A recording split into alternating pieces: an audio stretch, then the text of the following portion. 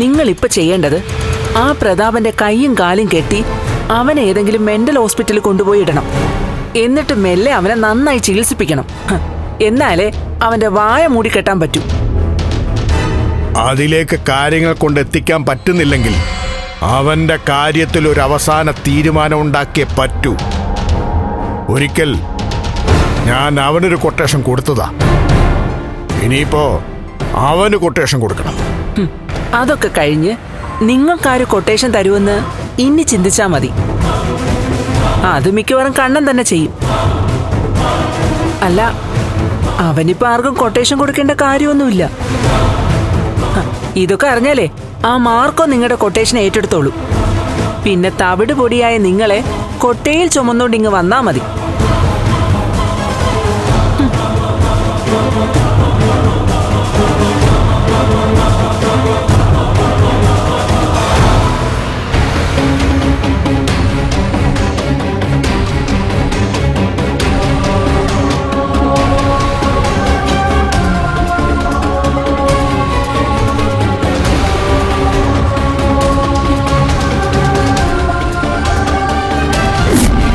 വിശ്വസ്തരായ സ്റ്റാഫുകളെ കമ്പനിയുടെ വളർച്ചയ്ക്ക് വേണ്ടത്.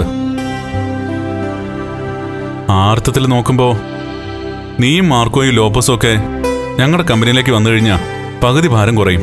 എൻ്റെ മഹിയുടെയൊക്കെ. പിന്നെ സാഗർ തോമസ് സാറിന് വലിയ സഹായമാണെന്ന് പറയുന്നത്.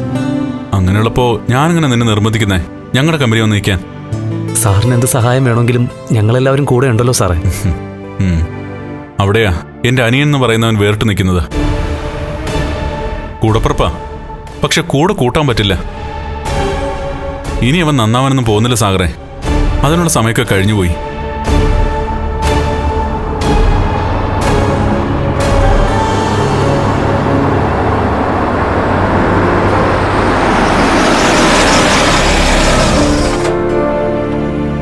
അവര് വന്നെന്നാ തോന്നുന്നേ.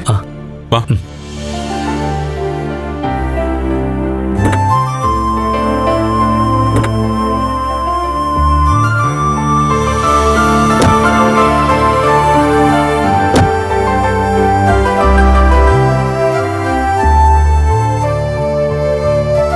എടുത്തി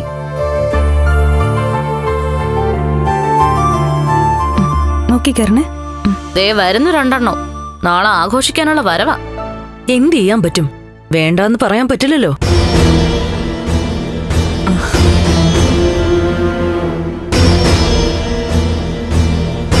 ഓ, ഇവളെ കൂട്ടിക്കൊണ്ട് വരാൻ പോയതല്ലേ? വന്നപ്പോ മനസ്സിലായില്ലേ അതിനാ പോയെന്ന്. ആ ചടങ്ങിൽ പങ്കെടുക്കാൻ താല്പര്യമില്ലാത്ത പലരും ഇവിടെ ഉണ്ട്. അവർക്ക് വേണമെങ്കിൽ ഇവിടുന്ന് മാറി നിൽക്കാം. ദേ, ഇവൾക്ക് വേണ്ടിട്ടേ ഈ വീട് ഒഴിഞ്ഞു കൊടുക്കാൻ ഞങ്ങൾക്ക് മനസ്സില്ല. ഇവൾ ഇവിടെ വരുന്നതിന് മുൻപ് തന്നെ ഞാൻ ഇവിടെ ഉള്ളതാ.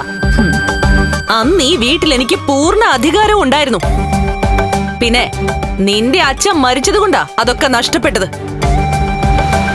ഇപ്പോഴും അധികാരമൊന്നും നഷ്ടപ്പെട്ടിട്ടില്ല.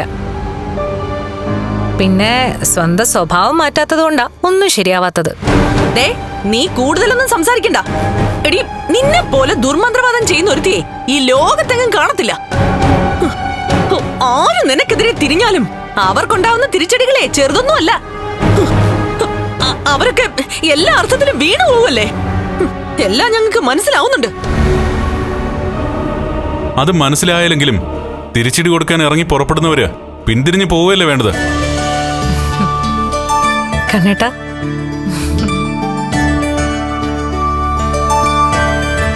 അല്ല, മരുമോൾ എന്താ ഒന്നും മിണ്ടാതെ നിൽക്കുന്നേ? ഞാൻ എന്ത് മിണ്ടാനാ? ഇവിടെ ഇപ്പോ ഞങ്ങളുടെ ശബ്ദത്തിന് വലിയ വിലയൊന്നുമില്ലല്ലോ. ആ, നാളെ ഇയാളുടെ അമ്മ ഇങ്ങെത്തും. കൂടെ മുത്തശ്ശിയും വരുന്നുണ്ടോ? എന്റെ അച്ഛനെ പൂട്ടിയിട്ടിട്ട് വരുമോ? നിന്റെ അച്ഛനെ കൂട്ടിക്കൊണ്ട് പോരട്ടെ. അയാൾക്ക് എന്താ എന്നോട് പറയാനുണ്ടെന്ന് പറഞ്ഞു. അത് കേൾക്കാൻ എനിക്കും താല്പര്യമുണ്ട്.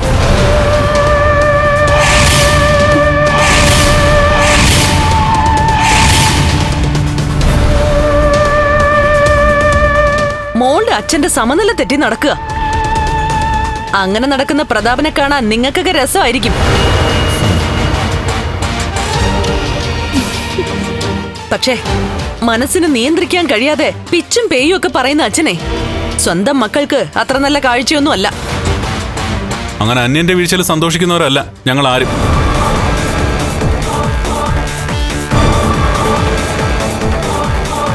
അങ്ങരുടെ മനസ്സിന് സുഖമില്ലെന്ന് അറിയാം. എന്നാലും എന്നെ വിളിച്ചിട്ട് 2 തവണയാ എന്തോ പറയാൻ വന്നത്. ആ സമയത്ത് അതിനെ മറ്റുള്ളവർ തടയുകയായിരുന്നു. ഒരു ദിവസം നിന്റെ വീട്ടിൽ വെച്ച് നിന്റെ അച്ഛൻ എന്നെ വിളിച്ചപ്പോ നീയും നിന്റെ മുത്തശ്ശിയും കൂടെ ഉണ്ടായിരുന്നു. നിങ്ങളുടെ ശബ്ദം ഞാൻ ആ ഫോണിലൂടെ കേട്ടതാ. ഇനിയിപ്പോൾ അയാൾ പറയുന്നത് കഥയില്ലാത്ത കാര്യങ്ങളായിക്കോട്ടെ, എങ്കിലും പറയാനുള്ളത് അയാളെ കൊണ്ട് പറയിച്ചൂടെ?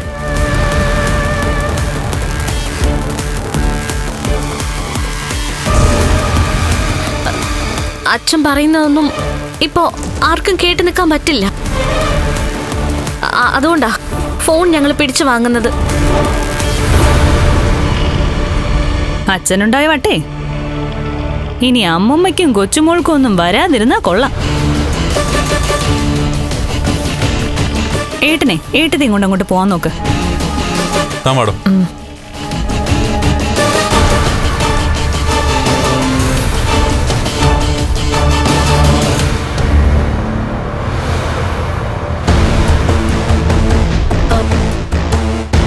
അല്ല മോളെ, മോളുടെ അച്ഛന് അവനോട് എന്താ പറയാനുള്ളത്? ആർക്കറിയാം അതൊക്കെ. അങ്ങേർക്ക് വട്ട് വന്നതിന് ശേഷമേ ശത്രുക്കളോടൊക്കെ വലിയ സ്നേഹമാണെന്നാ പറയുന്നത്. ഓ, അങ്ങനെ പറയുന്നുണ്ടെങ്കിലും അതിന്റെ പിന്നിൽ പ്രവർത്തിക്കുന്ന എന്താണെന്ന് പറയാൻ പറ്റത്തില്ല. അത് കണ്ണേട്ടൻ പറയുന്നത് സത്യമാണോന്ന് എനിക്ക് സംശയമുണ്ട്. വട്ട് അഭിനയിച്ചിട്ട് ശത്രുക്കളെ സ്നേഹത്തോടെ അടുത്തേക്ക് വിളിച്ചിട്ട് ഇനി അവരുടെ പള്ളേക്ക് കത്തി ഏറ്റവും പറയാൻ പറ്റത്തില്ല. അത് നിന്റെ സ്വഭാവാടാ. ആയിക്കോട്ടെ, ഈ വീട്ടിൽ ഓരോരുത്തരുടെയും സ്വഭാവത്തെ പറ്റി ഞങ്ങൾക്ക് നല്ല നിശ്ചയമുണ്ട്. കണ്ണേട്ടൻ അങ്ങനെ ഒരു സംശയം പറഞ്ഞിട്ടുണ്ടെങ്കിലേ അതിനുള്ള സാധ്യത കൂടുതലാ. ഇവളുടെ അച്ഛനും മുത്തശ്ശിയും ഒക്കെ സ്നേഹം നടിച്ചോണ്ട് അടുത്തോട്ട് വന്നപ്പോഴൊക്കെ പല സംഭവങ്ങൾ ഉണ്ടായിട്ടുണ്ട്. പക്ഷേ നിങ്ങളൊക്കെ പ്ലാൻ ചെയ്തതൊന്നും നടന്നിട്ടില്ല എന്ന് മാത്രം. പണത്തിന്റെ പിന്നാലെ ആർത്തി പിടിച്ച് ഓടിയാ അവസാനം ആർക്കായാലും ഭ്രാന്ത് വരും. അതെല്ലാവരും ഓർത്താ നല്ലത്.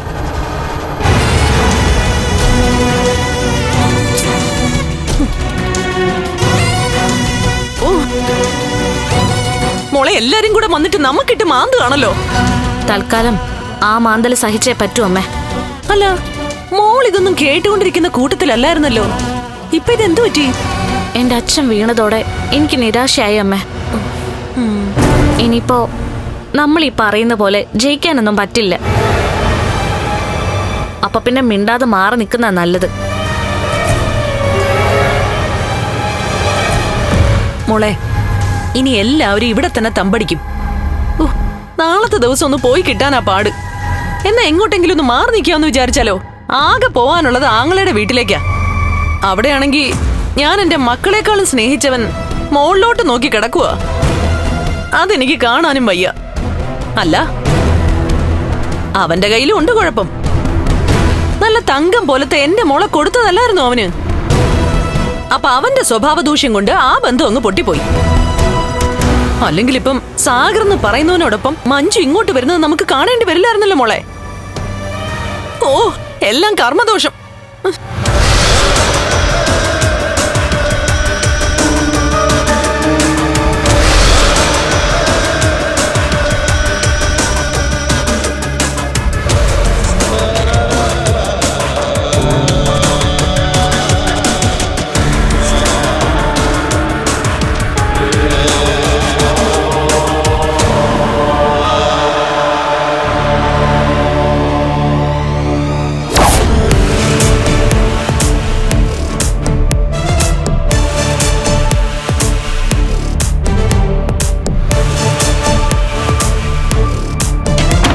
അവരെല്ലാരും വന്ന് ചേക്കേറിയിട്ടുണ്ട്. ലക്ഷ്മിയും എന്റെ നാത്തൂനും ഒക്കെ. ഇറങ്ങി പോവാൻ പറയാൻ പറ്റില്ലല്ലോ, ഇത് അവരുടെ വീടല്ലേ. നാളെ എങ്ങനെ ഇവിടെ നിൽക്കുന്ന ഞാൻ ആലോചിക്കുന്നത്. എന്നാ പിന്നെ നമുക്കൊരു കാര്യം ചെയ്യാം, നിന്റെ വീട്ടിലോട്ട് പോവാം. അയ്യോ, അതൊന്നും വേണ്ട. അതെന്താ വേണ്ടാത്തത്? അത് അവിടെ തലയ്ക്ക് സുഖമില്ലാത്ത ഒരാളുണ്ടല്ലോ. എന്തൊക്കെ പറഞ്ഞാലും അങ്ങേര് സ്വന്തം അച്ഛനല്ലേ. നമ്മളെന്താ അവിടെ പോകുമ്പോ അങ്ങനെ നമ്മളെ പിടിച്ച് വിഴുങ്ങോ? അങ്ങനെയെങ്കിൽ അവിടെ ഇപ്പൊ കൂടെ താമസിക്കുന്നുണ്ടല്ലോ നിന്റെ അമ്മയും മുത്തശ്ശിയൊക്കെ, അവർക്ക് കുഴപ്പമൊന്നുമില്ലല്ലോ. അല്ല, ആര് കുഴപ്പമില്ലെന്ന് പറഞ്ഞു? ഏതു നേരം മുറിയിൽ പൂട്ടിയിട്ടിരിക്കോ അച്ഛനെ? നമ്മൾ ചെല്ലുമ്പോഴും അങ്ങ് പൂട്ടിയിട്ടാ പോരെ? അതൊന്നും ശരിയാവില്ല. പിന്നെ അച്ഛൻ ഓരോന്ന് പറയുന്ന കേട്ടിട്ട് വേണം ഉണ്ണിയേട്ടൻ എന്നെ കളിയാക്കാൻ. അല്ലെങ്കിൽ തന്നെ അച്ഛനിപ്പോ മണ്ടനാണെന്നൊക്കെ പറഞ്ഞ് അത്യാവശ്യം കുറ്റപ്പെടുത്തുന്നുമുണ്ട്. അങ്ങനെ പറയുന്നതിൽ എന്താ കുറ്റം? അങ്ങേരെ ഏതാണ്ടൊക്കെ മലമറിക്കാൻ പോകുന്നെന്ന് പറഞ്ഞിട്ട് അവസാനം കണ്ണനും മഹാലക്ഷ്മിക്കും ഒന്നും സംഭവിച്ചില്ലല്ലോ. അങ്ങേരാണെങ്കിൽ ഹോസ്പിറ്റലുമായി, അതും ശരീരത്തിനൊപ്പം തലയ്ക്കും പരിക്ക് പറ്റി. എന്നിട്ട് ഇതുവരെ അങ്ങേരൊന്ന് കാണാൻ പോലും പറ്റിയിട്ടില്ല. നീ ഇതുവരെ അതിനെ സമ്മതിച്ചിട്ടില്ല. അച്ഛൻ കുറച്ചുകൂടി ഒന്ന് നോർമൽ ആവട്ടെ, എന്നിട്ട് നമുക്ക് പോയി കാണാം. നാളെ ഈ ചടങ്ങ് അലമ്പിക്കളയാൻ എന്തെങ്കിലും മാർഗമുണ്ടോ? ഞാനാണെങ്കിൽ അമ്മനോട് അതിനെപ്പറ്റി തിരക്കിയപ്പോ അങ്ങേർക്കിപ്പോ പഴയ ഇൻട്രസ്റ്റ് ഒന്നുമില്ല. നിനക്കും അങ്ങനെ തന്നെ. നമ്മൾ ഒരുപാട് അതിനു വേണ്ടിയിട്ട് ശ്രമിച്ചതല്ലേ ഉണ്ണിയേട്ടാ? ലക്ഷ്മിയുടെ വയറ്റിൽ കിടക്കുന്ന കുഞ്ഞിനെ കളയാൻ നോക്കിയതല്ലേ? എന്നിട്ട് അതിന് എന്തെങ്കിലും ഫലം ഉണ്ടായോ? നാളെ ഇനിയിപ്പോ ആനന്ദൂലേക്ക് എല്ലാവരും വരും. അവരെല്ലാരും കൂടി ഈ വീടങ്ങ് കൈയടക്കും. അതാണ് എനിക്ക് സഹിക്കാൻ പറ്റാത്തത്. തൽക്കാലം എല്ലാം സഹിച്ചേ പറ്റൂ. നിന്റെ അമ്മ വരത്തില്ലേ? അത് പിന്നെ വരാതിരിക്കോ? മുത്തശ്ശിയോ? അച്ഛനെ ഒറ്റയ്ക്കാക്കിയിട്ട് ഇങ്ങോട്ടേക്ക് വരാൻ പറ്റുമോ? അല്ലെങ്കിൽ തന്നെ ഇപ്പൊ നടക്കുന്ന ഈ ചടങ്ങൊക്കെ കാണാനുള്ള ശക്തി മുത്തശ്ശിക്കില്ല. ഇവിടെ നേരെ അനന്തുവിന്റെ വീട്ടിലേക്കായിരിക്കും അവരെ കൊണ്ടുപോകുന്നത്, അതോ നിന്റെ വീട്ടിലേക്കോ? അതൊന്നും എനിക്ക് അറിയില്ല ഉണ്ണിയേട്ടാ. എവിടോട്ട് വേണേലും കൊണ്ടുപോയിക്കോട്ടെ, ഇവിടുന്ന് അങ്ങ് പോയാ മതി. ആ പോക്ക് സ്ഥിരമായിട്ടല്ല അവരുടെ. അവർക്ക് കുഞ്ഞ് ജനിച്ചു കഴിഞ്ഞാ പിന്നെ ഇവിടെയാണ് കുഞ്ഞും അമ്മയും കൂടെ സ്ഥിരമായിട്ട് താമസിക്കാൻ പോകുന്നത്. അങ്ങനെ വന്നാ ഭാര്യയും ഭർത്താവും കൂടെ ആ കുഞ്ഞിനെ മടിയിലിരുത്തി കൊഞ്ചിക്കുന്നത് നമുക്ക് കാണേണ്ടി വരും. അവർക്ക് മുമ്പേ അതിനുള്ള ഭാഗ്യം നിനക്ക് കിട്ടേണ്ടതായിരുന്നു. അങ്ങനെയെങ്കിൽ ഇപ്പൊ നമ്മുടെ കയ്യിലൊരു കുഞ്ഞിനെ കണ്ടേനെ. അതില്ലാതാക്കിയത് നിന്റെ അച്ഛനും മുത്തശ്ശിയും കൂടിയാ. എന്നിട്ടിപ്പോ ചികിത്സിക്കാന്ന് പറഞ്ഞ് നടക്കുക. ഇതുവരെ ചികിത്സയ്ക്ക് ബലമൊന്നും കണ്ടില്ലല്ലോ. എന്നിട്ടിപ്പോ ഒരിക്കലും അച്ഛനാവില്ലെന്ന് കരുതിയ ഒരാള് അച്ഛനാവാൻ പോവാ. കാലക്കേട് അല്ലാതെ എന്ത് പറയാനാ?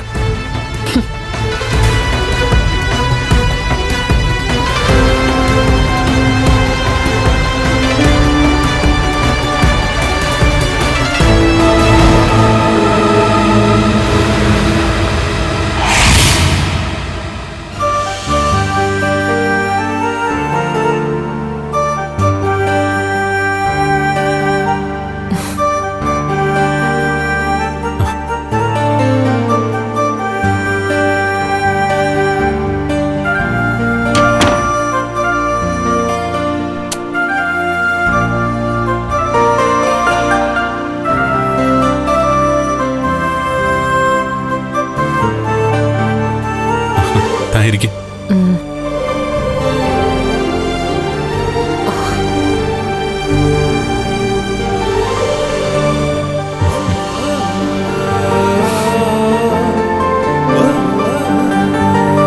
ഇപ്പോ ഏതു നേരം ഇത് പതിവുണ്ടല്ലോ. പിന്നെ കുഞ്ഞിന്റെ അനക്കം എനിക്കറിയണ്ടേ? നിങ്ങൾ സ്ത്രീകൾക്ക് മാത്രം ദൈവം തന്ന ഭാഗ്യത്. എന്നാ പകുതി ഭാഗ്യം കണ്ണേട്ടനോട് തരട്ടെ. അങ്ങനെ തന്നാലേ രക്ഷയൊന്നുമില്ലല്ലോ.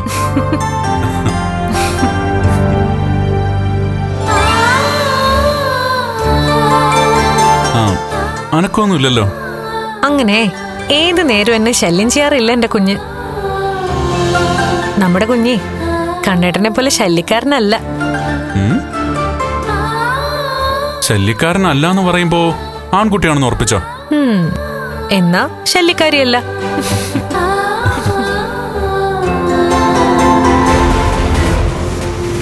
അന്നാ വിഷം ചെന്നതിന്റെ ടെൻഷൻ മാത്രമേ എനിക്കിപ്പോ ഉള്ളൂ. അതേപ്പറ്റി ആലോചിക്കേണ്ടെന്ന് ഞാൻ പറഞ്ഞില്ലേ? അതിനുശേഷം നമ്മള് സ്കാനിങ് ഒക്കെ എടുത്ത് നോക്കിയതാണല്ലോ. പിന്നെന്താ? എങ്കിലും അതൊരു ടെൻഷനായിട്ട് ഉള്ളിൽ കിടക്കുക കണ്ണേട്ടാ. ഏയ്, അതിൻ്റെ ഒന്നും ആവശ്യമില്ല. എൻ്റെ മഹിയെപ്പോലെ എല്ലാ ഗുണങ്ങളും ഉള്ള കുഞ്ഞാ നമുക്ക് ജനിക്കാൻ പോകുന്നത്. എന്റെ പകുതി ഗുണം മതി, ബാക്കിയൊക്കെ കണ്ണേട്ടൻ്റെതായിക്കോട്ടെ. ആ, താൻ ഇന്ന് നാളെ ഇവിടെ ഉണ്ട്. അതുകൊണ്ടാ മഞ്ജുവിനോട് സാറിനും കൂട്ടി ഇങ്ങോട്ട് വരാൻ പറഞ്ഞത്.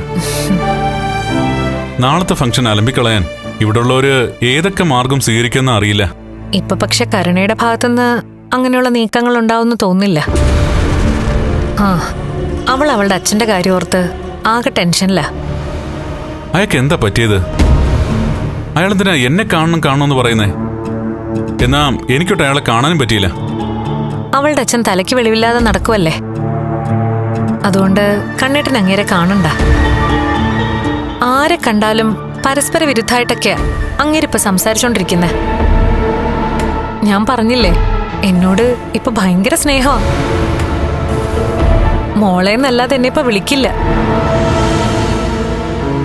ശരിക്കു പറഞ്ഞ കരുണേക്കാൾ ഇപ്പൊ എന്നെ ഇഷ്ടാ അവളുടെ അച്ഛന്.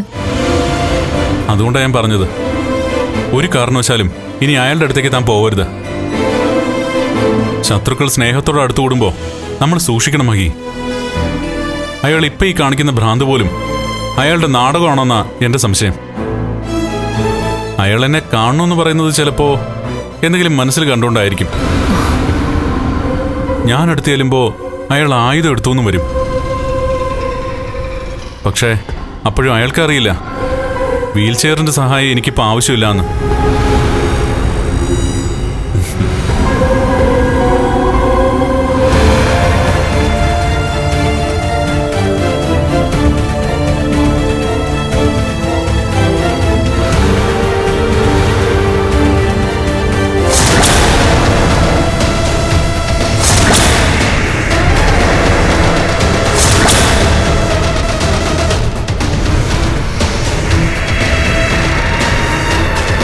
നിങ്ങൾക്ക് തിന്നേം കുടിക്കൊന്നും വേണ്ടേ? വിശപ്പില്ല സീമന്തിനി. പിന്നെന്തിനാ ഞാൻ ഇവിടെ എല്ലാം ഉണ്ടാക്കി വെക്കുന്നേ? ഒരുത്തനാണെങ്കിൽ ഇപ്പൊ മുകളിലേക്ക് നോക്കി കിടക്കുവാണെങ്കിലും അവന് ഭക്ഷണമൊക്കെ നന്നായി ഇറങ്ങുന്നുണ്ട്. അതൊരു ഭാഗ്യം എന്തായാലും. എന്നാലേ എനിക്കുള്ളതും കൂടെ അവന് കൊടുക്ക്. അപ്പൊ നിങ്ങൾക്കൊന്നും വേണ്ടേ? നാളെയാ 7ാം മാസത്തിലെ ചടങ്ങ്. ആ മുടിഞ്ഞവൻ അങ്ങോട്ട് കേറി വരുമെന്നാ എന്റെ പേടി. അങ്ങനെ പേടിച്ചോണ്ടിരുന്നാൽ എങ്ങനെയാ ശരിയാവുന്നേ? നാളെ ഏതായാലും നിങ്ങൾ അങ്ങോട്ട് പോകുന്നില്ലേ? അവിടെ ചെന്ന് നോക്കി നിൽക്കണം. പ്രതാപം വരുവാണെങ്കിൽ അവനെ തല്ലി ഓടിക്കാനായിട്ട്. അവൻ ഗേറ്റിലരികെ എത്തുമ്പോഴേ വിളിച്ചു പോവും, വിശ്വനാഥനെ കൊന്നോ ഞാനാണേന്ന്. എന്നിട്ട് എന്നെ ചൂണ്ടിയിട്ട് കൊല്ലിച്ചത് അവനാണെന്നൊക്കെ പറഞ്ഞിട്ട്. പറയുന്ന സത്യമല്ലേ? ഇപ്പോ ആരെ വിളിച്ചാലാ അവനൊന്ന് കൊട്ടേഷൻ കൊടുക്കാൻ പറ്റുന്നു? ഓ, നിങ്ങൾ ഈ കൊട്ടേഷൻ വിട്ടില്ലേ? ഒരിക്കൽ കൊട്ടേഷൻ കൊടുത്തതിന്റെ ഫലം അനുഭവിച്ചോണ്ടിരിക്കുവാ. ഓ, എല്ലാവരും തീ തിന്നുവാ.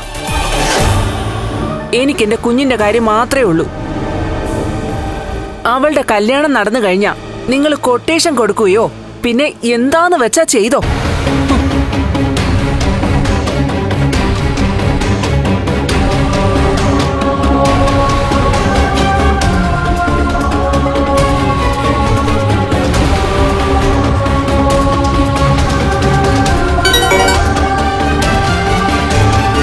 ഹലോ, എന്താ? നാളെയാണ് 7ാം മാസത്തിലെ ചടങ്ങ്. അത് മാറ്റിവെക്കാൻ പറയണോ? മോള് പറഞ്ഞാലും അത് മാറ്റിവെക്കാൻ പറ്റത്തില്ലല്ലോ. പിന്നെ എന്തിനാ ഇപ്പൊ ഇങ്ങോട്ടേക്ക് വിളിച്ചത്? എന്റെ മോളെ, അവന്റെ അസുഖം കുറഞ്ഞെന്നൊക്കെ പറയുന്നുണ്ടെങ്കിലും എന്നെ കണ്ടു കഴിയുമ്പോ അവൻ വയലന്റ് ആവും. വയലന്റ് ആവുന്നല്ലേ ഉള്ളൂ, കൊല്ലുന്നില്ലല്ലോ. എന്റെ മോളെ, അവന്റെ അമ്മ അടുത്ത് നിൽക്കുന്നോണ്ടാ, അല്ലെങ്കിൽ അവൻ എന്റെ കഴുത്ത് ഞെരിച്ചു കൊല്ലും. അങ്ങനെ കൊന്നാലും എനിക്കൊരു സിമ്പതിയുമില്ല നിങ്ങളോട്. നിങ്ങള് ഒരൊറ്റൊരാളാ ഇപ്പൊ ഈ വിഷമങ്ങൾക്കൊക്കെ കാരണം. അത് കാരണമാ ഞാനും എന്റെ മുത്തശ്ശിയൊക്കെ കിടന്ന് തീ തിന്നുന്നത്. നിങ്ങൾ തീ തിന്നുമ്പോ ഞാനത് മൊത്തത്തിൽ വിഴുങ്ങിക്കൊണ്ടിരിക്കുക. നാളെ ചടങ്ങ് നടക്കുന്ന ദിവസം അവനെങ്ങാനും അങ്ങോട്ട് കേറി വരുവോ?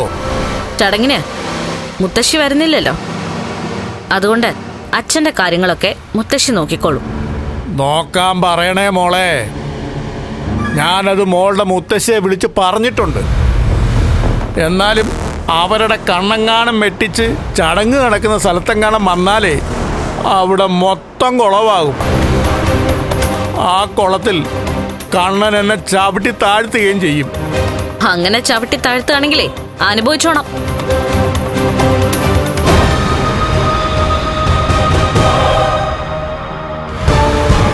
ദേ ഉണ്ണിയേട്ടൻ വരുന്നുണ്ട്, ഞാൻ വിളിക്കാം.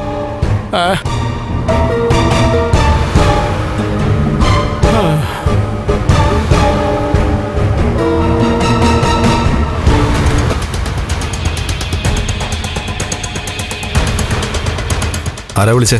അത്